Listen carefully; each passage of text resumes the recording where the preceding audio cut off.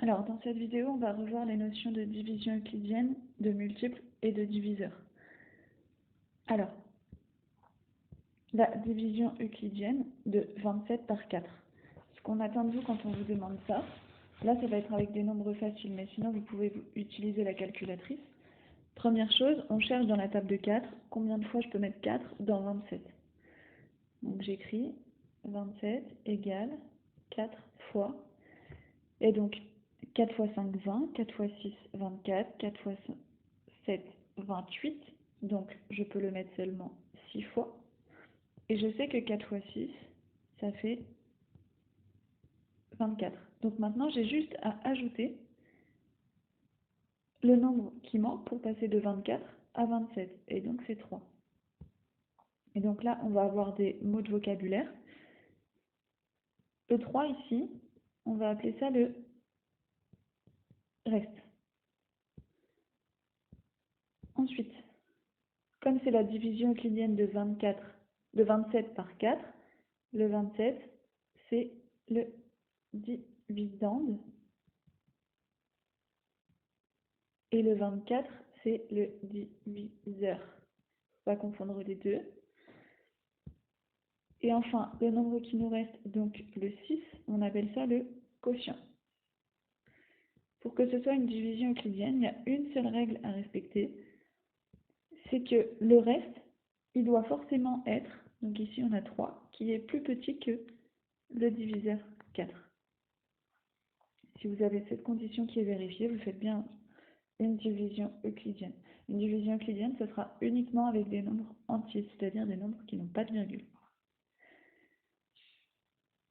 On passe à la suite avec les mots multiples et diviseurs. Ici, le reste de la division euclidienne de 27 par 4, c'est 3. Pour que un nombre soit un multiple d'un autre, il faut que la division euclidienne ait pour reste 0. Par exemple, si vous faites la division euclidienne de 18 par 6, ça donne 18 égale 6 fois 3 plus 0.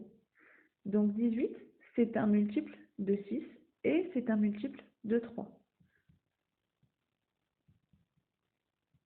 Le mot multiple, en fait, on le met quand on peut remplacer dans la phrase en disant « est dans la table de ». Donc là, ça marche bien. 18 est dans la table de 6, ça marche. Donc 18 est un multiple de 6. Et dans l'autre sens, on va dire que 6 est un diviseur de 18. C'est juste la phrase inverse. Donc on regarde les deux exemples. 90, est-ce que c'est un multiple ou un diviseur de 10? Mais comme je peux remplacer la phrase par 90 est dans la table de 10, je peux dire que 90 est un multiple de 10. Ensuite, on a le nombre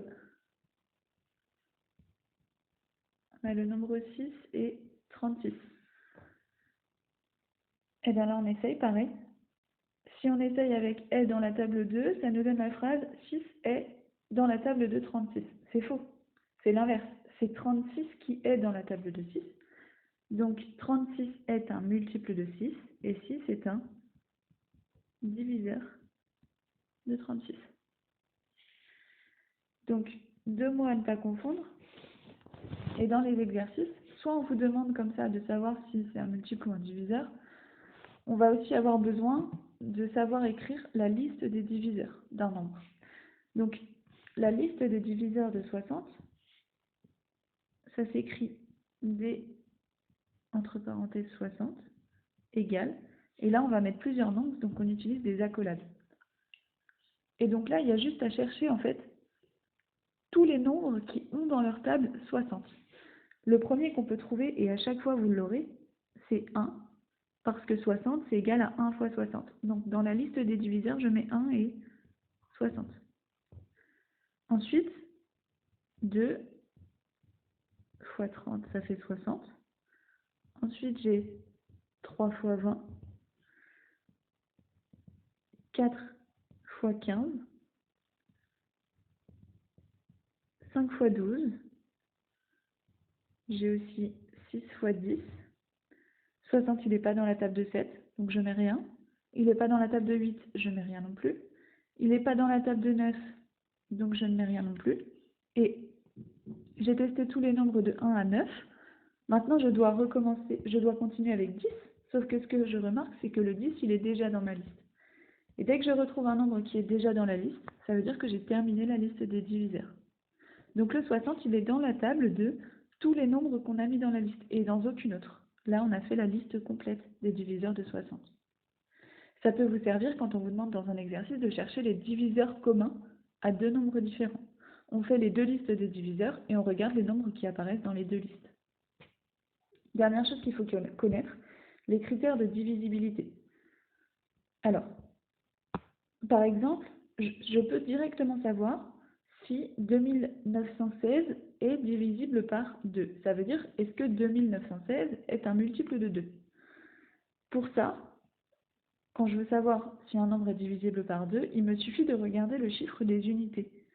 Donc, le dernier chiffre ici, c'est un 6. 6 est dans la table de 2. Donc, 6 est pair.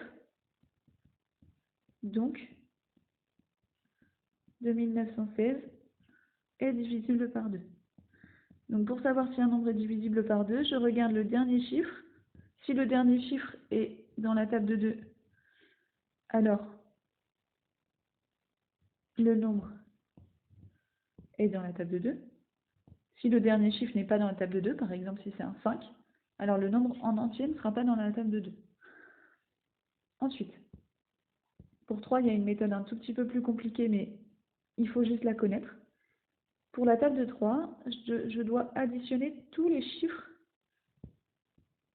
du nombre. Donc là, dans 2916, j'additionne 2 plus 9 plus 1 plus 6, donc 2 plus 9, 11, et 1, 12, et 6, 18. Et je regarde, est-ce que 18, c'est dans la table de 3? Bah oui, parce que 18, c'est 3 fois 6. Comme le résultat ici est dans la table de 3, quand j'additionne tous les nombres, tous les chiffres, alors 2916 est aussi dans la table de 3. On va dire qu'il est divisible par 3.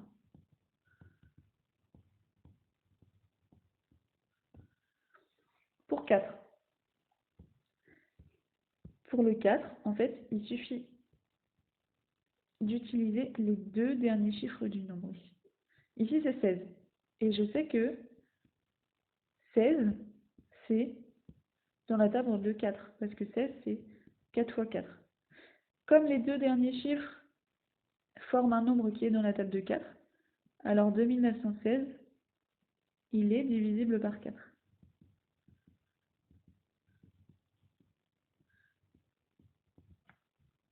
On continue avec 5. 5, c'est quasiment aussi facile que la règle pour 2. Il suffit de regarder le dernier chiffre, et cette fois-ci, il faut que le dernier chiffre, ce soit un 0 ou un 5. Donc, 2916 ne se termine pas par 0 ou 5. Donc, ne se termine pas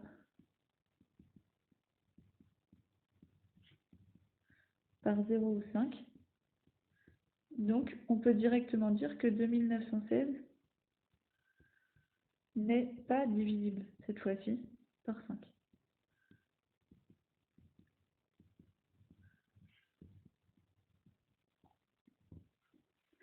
Ensuite, pour 9, ça va ressembler au critère par 3. C'est la même chose en fait. Je refais le même calcul, j'additionne tous les chiffres. Ça me donne toujours 18. Et maintenant, je regarde si 18 est dans la table de 9.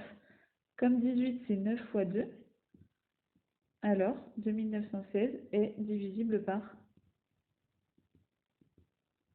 9. Dernier critère, c'est celui de la divisibilité par 10, et c'est le plus facile. Il ressemble à celui par 2 et 5. Il suffit de regarder si le dernier chiffre c'est un 0.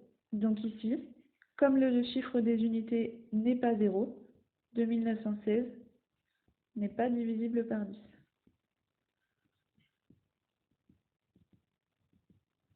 Donc on en a fini avec la première partie du chapitre. Deuxième partie, donc dans la deuxième vidéo sur ce chapitre-là, on va parler des nombres premiers et de la décomposition en nombre premier.